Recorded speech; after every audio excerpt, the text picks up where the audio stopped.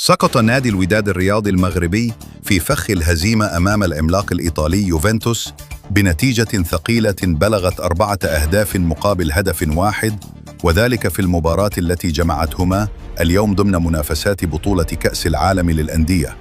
ورغم البداية القوية التي أظهرها الفريق المغربي، إلا أن خبرة لاعبي السيدة العجوز رجحت كفتهم في النهاية ليغادر الوداد هذه الجولة بخسارة مؤلمة.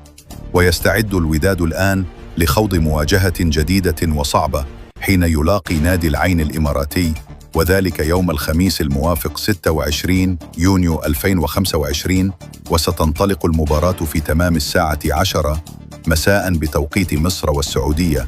و8 صرى مساء بتوقيت المغرب،